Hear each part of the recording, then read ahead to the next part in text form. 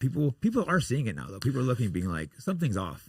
I think COVID, BLM, Ukraine, all of these things that are fairly recent. I think there's been so much lying that I think everybody's starting to just question the integrity of the government in general. And with the way that even with Trump now, the way that he's handled the Epstein files and all of these things, what a disaster. Where you can only, I mean, I guess you can fall for it forever, but most people eventually you're going to run out of road with the lies. And I think we're coming to a point. Yeah. And I think Israel is a very fundamental idea now where people are like, well, wait a second. Because we were promised to make America great again. You know what I mean? We were promised America first, and it's like they give us these small little wins. And it's like, oh, well, egg prices are down. Like, oh, cool. Egg prices are still down. But like the mortgage rates are still sky high. People are still living. Can't afford to buy a home. People can't afford to buy a home. I just read a statistic, 78% of people are either late or almost late on their credit card bill every month. Wow. And the interest rate in credit cards isn't like 25 or 30%. People don't realize the amount of interest they're paying for these credit cards. Yeah. And so it's you can't tell us that you're America first and that you're making America great again when we look around us and we and your average 20-something-year-old can't even fathom buying a house. Once upon a time that was normal. People were able to get married young and have a bunch of children and all these things. And fundamentally, people want that life. Yeah. And then they're seeing, why can't I do this? Oh, well, I have to make $100,000 a year to be able to provide for if you want your wife to provide for a family. Your kids, it's like so difficult. And then they go to the job market and it's like, oh, $40,000 with a 4-year degree. So all these things are starting to come to a head. And then, when you have all these internal pressures in the country and then you look and it's like, why are they not doing anything about these things? But they'll jump, they'll go arrest some kids for anti-Semitism. They'll send $300 billion or whatever it is to whatever country in the Middle East. And it's like, even the thing I like about the Israel issue is I think it's uniting a lot of people who are both left and right and centrist, and who are starting to say, why are we doing this? Because you can't tell us that we're any safer. You can say that, but again, that argument doesn't stand up under any scrutiny. No. You can't, they use everything in the book, and even people that are religious who have fallen to this Christian trap that somehow blessing Israel of the Bible is the equivalent of supporting a man-made government that clearly has some issues, at the very, very least, without going into the details. I think it's safe to say that there's some serious questions about their behavior. And it's like, oh, well, what they're telling you is, oh, you're supposed to just trust it. Just trust the plan. Trust Israel, trust it. It's, God told you to do so. And you're getting people of all walks of life who are saying, I don't think this makes sense. Add up, especially you do a little research like, atheists couldn't form the countries and with the 1940s. Oh, if you start digging even a little bit, bankers, like literally the Rothschilds are the ones that got the Balfour Declarations, like literally the Rothschilds, like the banking family funding to take this country. An ethno-state was a religious ethno-state was formed by atheists, and then we're supposed to believe that somehow this is these people suddenly with this border that was just drawn on a map.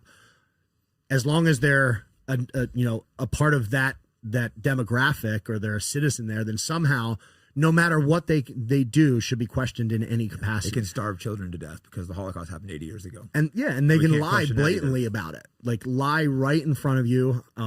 It's really starting to unravel, and I think it's just time. I don't think they're gonna be able to put it back in. I think they overplayed their hands. It's gonna take time. I think it's gonna take like 10 years, but I think they've gone too far. I think the internet has a lot to do with that. The speed at which information travels, and as much censorship as there is, they can't censor everything. And there's a lot of people everywhere who are doing the work and making sure the message gets out, and that, at least another story other than the official story on the ground especially in Gaza, where no independent, they don't allow journalists. No independent, again, common sense. You're like, all of the information I've heard about this, how, it's all the Palestinians' fault and this and that. All of that information is coming from one source, and it's and they won't allow independent media. Yeah, and they won't allow any independent media in whatsoever. Like, you can't look at that and have some sort of they target journalists. They do things. Remember what? I think it was like 14 medical workers they went and targeted. It was on camera when they killed the medical workers. I don't know, it was Red Cross. Not only was Red Cross, it was one of those. Like, just the and then we investigated ourselves and we found that we've done no wrong. Of sniping children. Like, it's just pure insanity. And the problem is this is on video now, and they can't deny it, but they're still denying it. It's blood libel they'll accuse you of. Yeah. Again, like, they're killing children. And these words, happening. Thankfully, they're starting to lose their sting a lot. It still holds a lot of weight with a lot of people. People are afraid to be called anti-Semitic. I remember the first time I was called that, I was like, right, whoa, bro, like, don't call me that, because it's been ingrained in us so heavily when we were a child that the Jews are always the victim.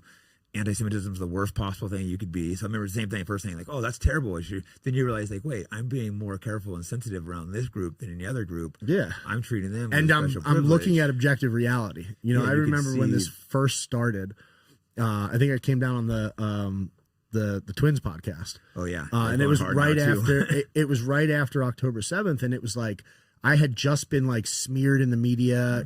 Forbes magazine wrote about it, Philadelphia magazine, Time, all these articles about me, how all of a sudden I was this anti-Semite because all I wanted to know was how a bunch of guys on hang gliders got over the wall and killed all these people. And then also, how many babies do we have to kill to make it right?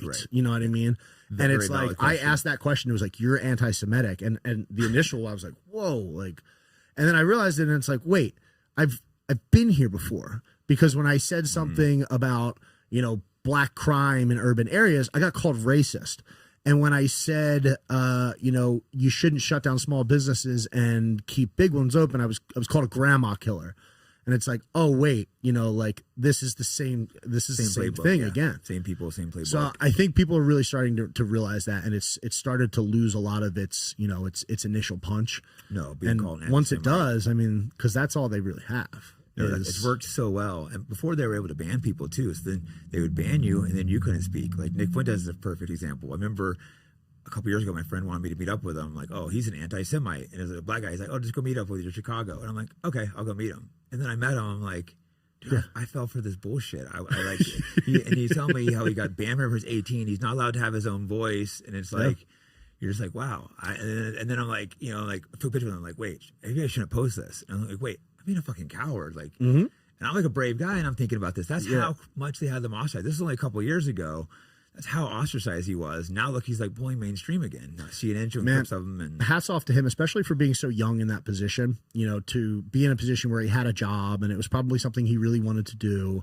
And he started asking questions about. His questions were, "Hey, why do we send this money here?" And it was like, "No, don't talk about that." And he was brave enough as a young man to say, "No, I want to know the answer, regardless of what you're going to do to me." And then, he was completely blackballed. I mean, he was debanked, all of that stuff.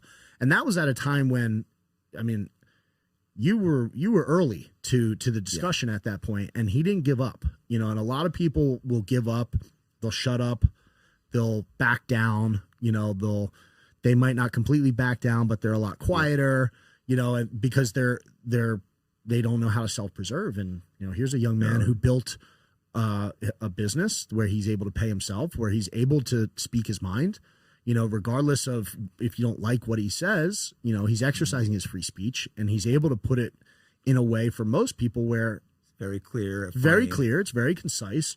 Man, if there was 100 more people like that on every issue, we'd be in an entirely different place. Oh, he has so much courage. I mean, obviously I don't agree with everything he says, but I have so much respect for him. And I'm glad my friend pushed me to meet him, because all I heard is, oh, this guy's this anti-Semite. And I'm like, oh, I don't know if I should go meet him. But then I'm like, okay, my friend's like, go meet him. And you're like, I just believe this bullshit narrative. And I believed it. And I questioned stuff. And it's like, you meet him and talk to him, and it's like, this is not the demon I was told he was, Yeah. And I think they're losing control of that big time.